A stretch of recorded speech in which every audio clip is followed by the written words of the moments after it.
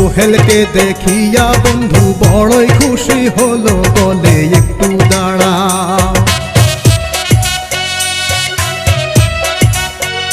বলে একটু দাঁড়াও। এই বলিয়া ঘরের ভিতর যায়, শীতল পাটি এনে তখন সোহেলকে বসায়, আনে দলিল পত্র।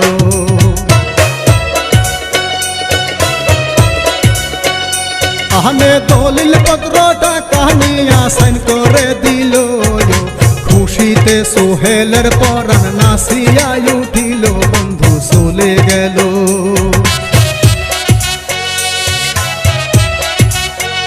তাহার কয়দিন পর শুরু করে অবৈধ ব্যবসায়া, কোটিপতি হবে সোহেল মনেতে আশা। একদিন মোবাইল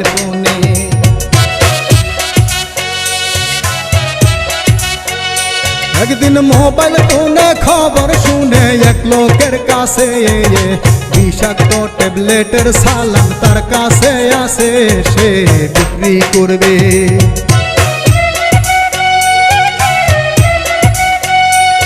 সে বিক্রি করবে, কিনে নেবে আসিতে বলে। লেনদেন করার সময় তখন সাংবাদিকে দেখে তাদের ছবি তোলে।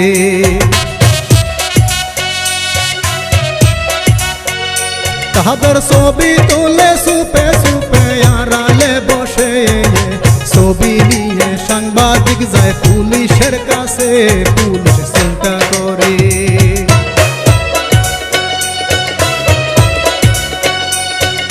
চিন্তা করে ফাইলে তারে বন্দি করিব, বিষাক্ত ট্যাবলেটের মামলায় হাজত খাটাবো, কঠিন মামলা দেব।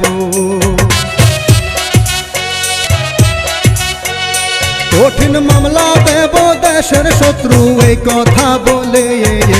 সোহেলকে দড়িতে পুলিশ গেল যে চলে, সোহেল কি কাম করে।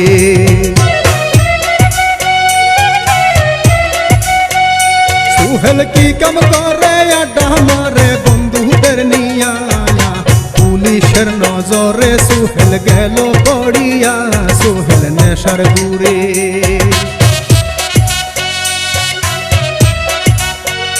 সোহেল নেশার গুড়ে, বন্ধুরা সব পুলিশ দেখিয়া, যে যার মতো করে সবাই গেল পালাইয়া, সোহেল ধরা পড়ে।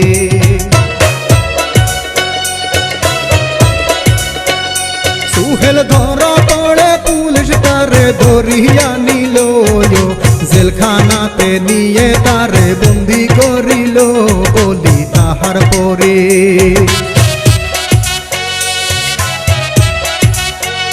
বলি তাহার পরে কি হালেতে আসে বউয়ার মায়া, পাওনাদারে টাকার জন্য বাড়ি ছাড়ে না, আসে সুদ ব্যবসায়ী।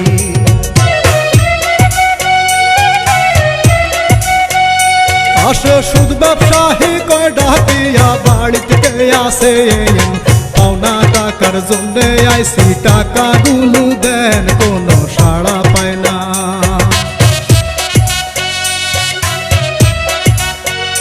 কোনো সাড়া পায় না, যায় চলিয়া আসিল মেম্বার, এসে দেখে নাহি কেহ, বন্ধ ঘরের দুয়ার, মেম্বার ডাক মারিল।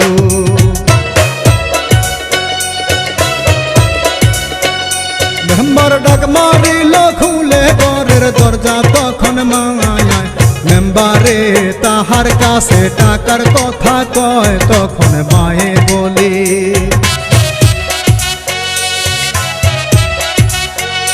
তখন মায়ে বলে, যাও চলে টাকা পয়সা নাই, শোধ করিয়া দেব টাকা তোমারে জানাই, আইসো কয়দিন পরে।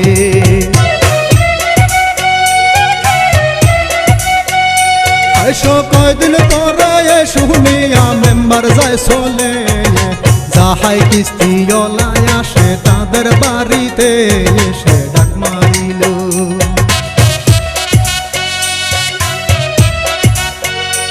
এসে ডাক মারিল টাকার জন্যে, বউয়ের কাছে কয়, মাহাবুকে বলে কিস্তির টাকা দিয়ে দাও, তখন মায়ে বলে।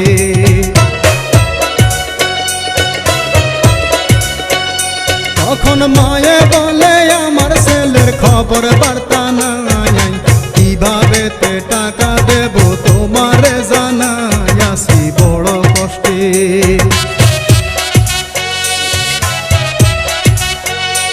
আসি বড় কষ্টে ও বাবাজি জানাই তোমারে, কিস্তিওয়ালা চলে গেল, আসবে কয়দিন পরে মা বউ ঘরে গেল।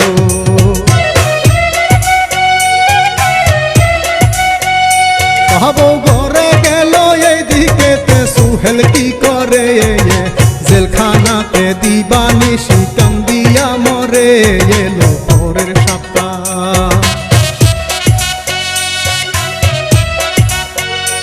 এলো পরের সপ্তাহ পাওনা দ্বারা এলো সকলে, বউ শাশুড়ির সাথে তারা গরম কথা বলে টাকা দিতে হবে।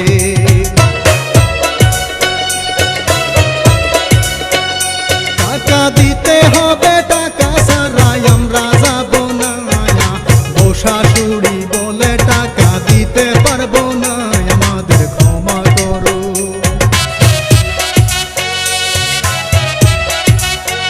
আমাদের ক্ষমা করো, আমার ছেলের খোঁজ খবর পাই না, সুদ ব্যবসায়ী বলে কোনো কথা শুনতে চাই না, টাকা না পাইলে।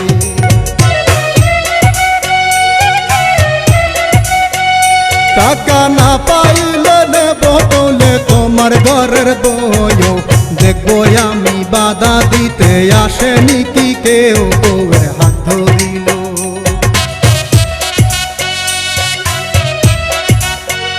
বউয়ের হাত ধরিল, টান মারিল, শাশুড়ি বাধা দেয়, টানা টানি করে বউকে তারা নিয়ে যায়, ওঠে কেমন সময়,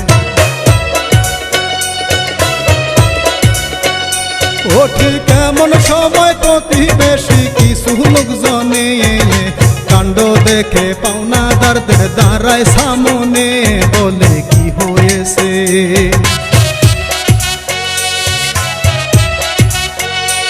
বলে কি হয়েছে কোন কারণে নাও তাদের ধরে, বাড়ি এসো কি হয়েছে শুনিব পরে, সবাই বাড়ি গেল।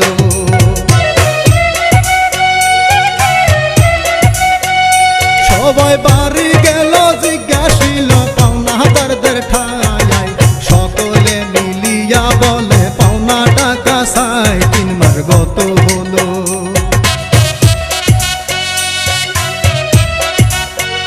3 মাস গত হলো, টাকা নিল সুদের উপরে, এই কথা বলিল সুদ করার মেম্বারে, বলে কিস্তিওয়ালা।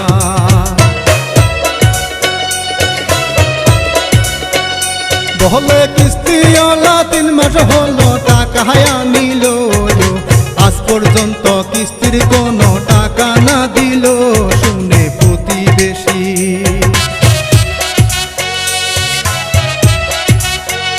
শুনে প্রতিবেশী এক মুরব্বি মা বউকে জিগায়, টাকা আনছে স্বীকার করে বহু আর মায়, তখন মায়ে বলে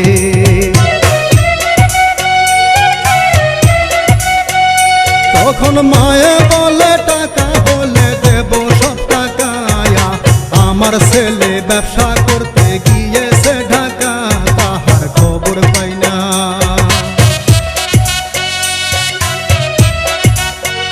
তাহার খবর পাই না, আর কিছুদিন সময় আমায় দিন, সেবা হয় শোধ করিব সকল টাকার ঋণ, তখন মুরব্বি কয়। তখন মুরব্বি কয় পাওনাদারদের সবই বুঝাইয়া, 2 দিনের সময় দিয়ে গেল চলিয়া, মা বউ কানতে আসে।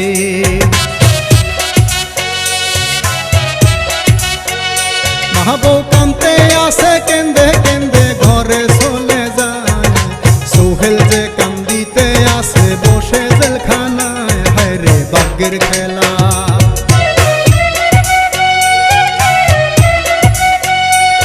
রে ভাগ্যের খেলা, কি ঝামেলায় অশান্তির জীবন, বসে বসে চিন্তা করে করি কি এখন ঘরে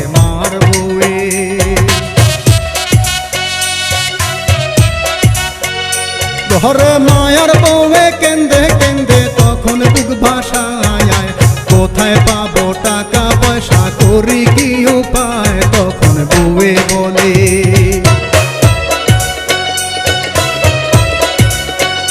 তখন বউয়ে বলে শাশুড়িকে, ও গো আম্মা জান, 2 দিন ধরে খাইলা কিছু বাসে না পরাণ, মাগো ক্ষুধার জ্বালা।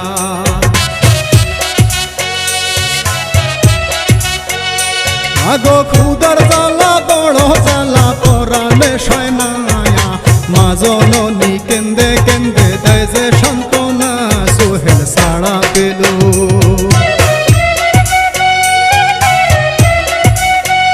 সোহেল ছাড়া পেল কি করিল, বাড়ির দিকে যায়, এই দিকেতে মায়ার বউয়ে কষ্টে দিন কাটায়, মায়া চিন্তা করে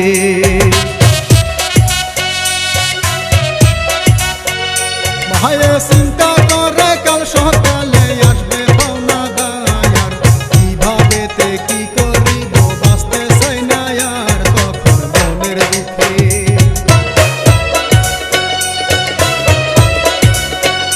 তখন মনের দুঃখে বিষের বোতল হাতে তুলিয়া, বিষ পান করে মাটির উপর পরে ঢুলিয়া, বউয়ে দেখেছে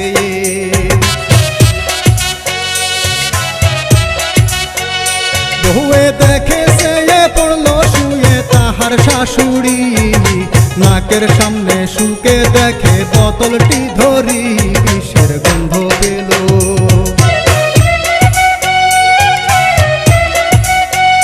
বিষের গন্ধ পেল কি করিল, মুখে ঢালিয়া, বউ শাশুড়ি বিষ পান করে গেল মরিয়া, 2 জন বিদায় নিল।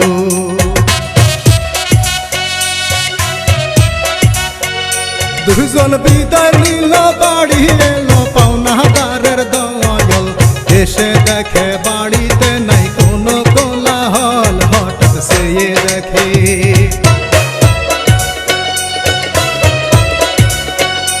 হঠাৎ সে দেখে বউ শাশুড়ি আছে যে শুইয়া, পাওনাদাররা ঘরের ভিতর গেল ঢুকিয়া, দিয়ে ডাক মারিল।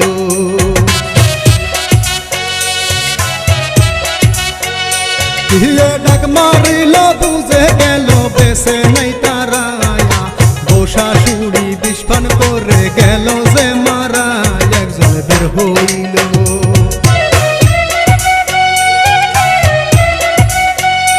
একজন বের হইল, ডাক মারিল, কে আছেন কোথায়, আশেপাশের লোকজন তখন লাশের কাছে যায়, সবাই চিন্তা করে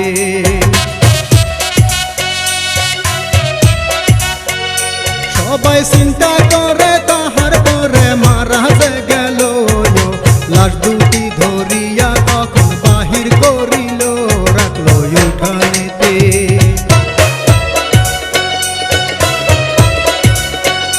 রাখলো উঠানেতে, এই দিকেতে যত পাওনা দায়ার, এমন দৃশ্য দেখে সবাই করে হাহাকার, যারা দেখতে এলো।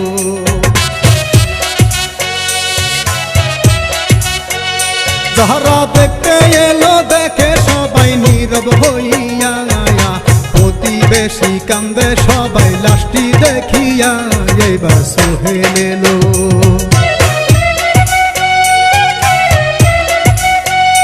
এইবার সোহেল এলো, দেখতে পেল মা বউয়ের লাশ, কেমনে হইল আমার এমন আজব সর্বনাশ, আমার নিজের দায়ে।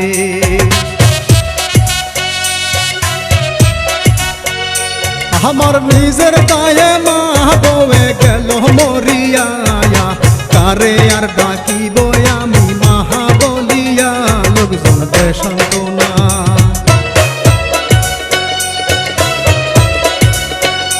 লোকজন দেশান্তনা, কি যন্ত্রণা স্বজন হারাইবা, আর কি আর হবে বেঁচে থেকে দুনিয়ার মাঝার, বুকের বাপা জোরে।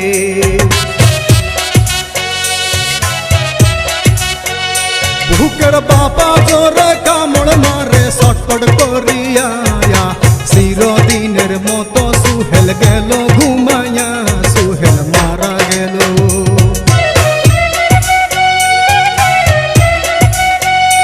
সুহেল মারা গেল একজন লোকে দেখে কান পেতে, ভাবে তখন বেছে নেই আর সুহেল দুনিয়াতে, লোকটি হায় হায় করে।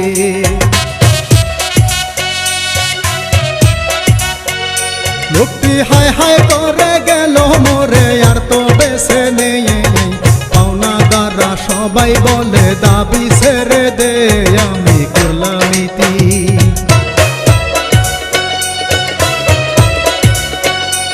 আমি করলাম ইতি বুন টুটি করিবেন ক্ষমায়া, এ পর্যন্ত এই কাহিনী মনে ছিল জমায় আমি লিখেছিলাম।